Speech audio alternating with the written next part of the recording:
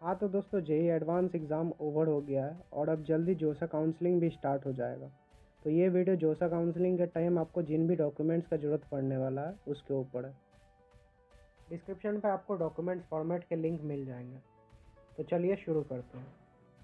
सबसे पहले आपको क्लास 10 मार्कशीट या बर्थ सर्टिफिकेट का ज़रूरत पड़ेगा, जिससे आपका डेट ऑफ बर्थ मैच कराया जाता है। ये तो आपके पास होगा ही। देन क्लास 12 मार्कशीट, जिससे आपका state of eligibility and marks check किया जाता है। ये भी आपके पास होगा ही। अब आता है मोस्ट इम्पॉर्टेंट डॉक्यूमेंट, जिसको बनवाने में सबसे ज़्यादा टाइम लगता है, कैटेगरी सर्टिफिकेट। आप जिस कैटेगरी के अंडर आते हैं उसके हिसाब से EWS, OBC NCL, SC ST certificate आपको बनवाना पड़ेगा। मोस्ट इम्पॉर्टेंट यहाँ पे ये ध्यान दें कि आपका category certificate central government authority से अप्रूव्ड होना चाहिए, ना कि सिर्फ स्टेट गवर्नमेंट से, क्योंकि IITs NIT सेंट्रल गवर्नमेंट के अंडर आते हैं, स्टेट गवर्नमेंट के अंडर नहीं।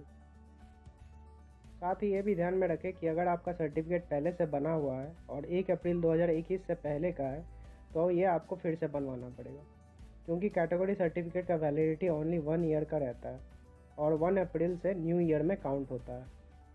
यहाँ आप देख सकते हैं कि कौन अथॉरिटी से आपको कैटेगरी सर्टिफिकेट बनवाना है, जिसके बाद ये सेंट्रल गवर्नमेंट का अंडर काउंट होगा। आपको पहले ब्लॉक लेवल से अपना सर्टिफिकेट बनवाना पड़ेगा।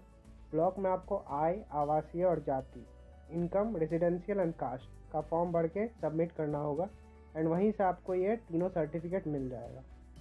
देन आपका नया form EWS, OBC, SC, ST का भर के आपको जोसा के अकॉर्डिंग जो कैटेगरी सर्टिफिकेट का फॉर्मेट है उसको अटैच करके ब्लॉक में ही सबमिट करना है।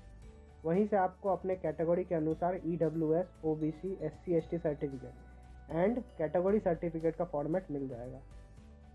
ध्यान दें कि अभी ये category certificate only state government colleges में एडमिशन में ही काम आएगा। मेरे से यहीं पे ही गलती हो गया था कि मैंने इसी को वैलिड डॉक्यूमेंट मान लिया था और फिर मुझे दौड़ भाग के काउंसलिंग से एक दिन पहले सेंट्रल लेवल वाला डॉक्यूमेंट मिला। अब आपको इसको ही सेंट्रल गवर्नमेंट के ऑथराइज्ड पर्सन से अप्रूव कराना होगा। आपको जो कैटेगरी सर्टिफिकेट एंड फॉर्मेट मिला होगा उसको लेकर आपको इनमें से किन्हीं के पास ऑथराइज्ड करवाना पड़ेगा। DM, SDM, collector, DC, ADC etcetera. ये आप पूरा लिस्ट देख लेना।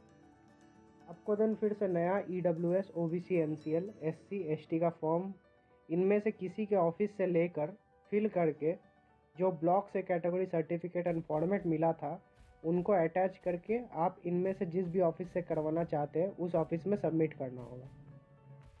मैंने अपने टाइम SDO ऑफिस से अपना ऑथराइज़ करवाया था।